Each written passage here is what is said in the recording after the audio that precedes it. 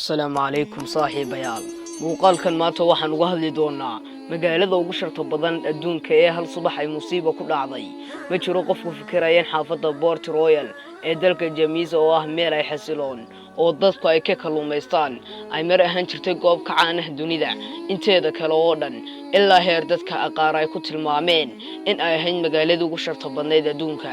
ugu dambeyn waxa la qaybiyaha badda taariikhdeedina isbedel abid ah ayaa ku yimid 20kii bishii January ee la soo dhaafay shacabka Jamiisa waxay arkeen arrin aysan u maleynin inay goobjoog noqon doonaan weligood markii ugu horeysay muddo 40 sano ah waxa dekada taariikhiga ee Port Royal oo ku taala caasimadda wadankaas ku soo xirtay markab dalxiisayaal wada waxa halkaas laga dhisay goob ay ku soo degi karaan ilaa 2,000 oo ruux oo la socotay markabkaas lagu magacaabi jiray Marella Discovery 2 Port Royal is believed to be one of the best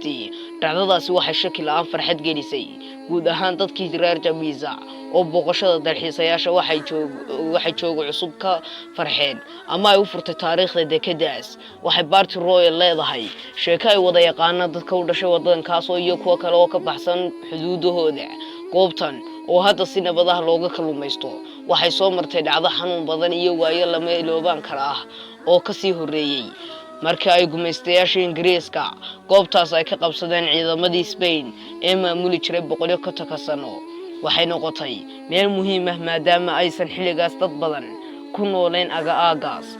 maamulka Ingiriiska waxay ku khasbanaadeen in ay garab weydiistaan kooxo burcad badeed ah oo ka qowlsan jiray xeebaha baddaas ujeedada ay subahaysanayeen waxay ahayd inay ka difaacaan cadow kasta oo banaanka uga imaada isla markaa ay midoobeen Ingiriiska iyo kooxihii burcad badeedana waxay isbalay nidaamkii magaalada waxayna noqotay meel aan laga xakameyn karin inkastoo ganacsigeedu heer sare gaaray haddana waxa ku soo batay ficilada xun sida isticmaalka daroogada iyo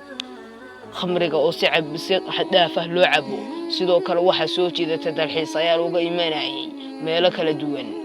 hadaba waqti kooban gudihiis waxa magaalada looga dhisay hoteelo lagu magacaabo khamriga iyo goobo lagu ciyaaro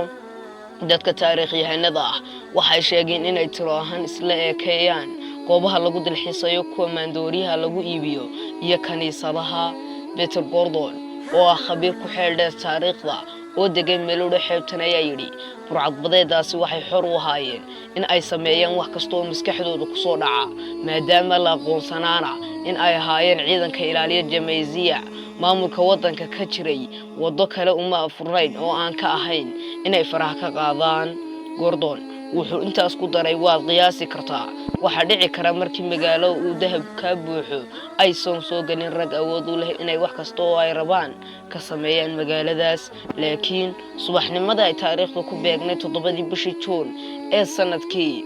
ayaa waxa dhacay sanadkii 1692 waa isbedeshay gabi ahaanba waxa sidoo kale isbedelay wajiga ay lahayd magaalo xeebeedka Port Royal dhulgariir aad weyn ayaa ku dhacay magaalada kaas oo burburiyay inteeda badan sidoo kalena waxa dilay 2,000 oo qof ayuu dilay oo kamid ah dadkii ku sugnaa halkaas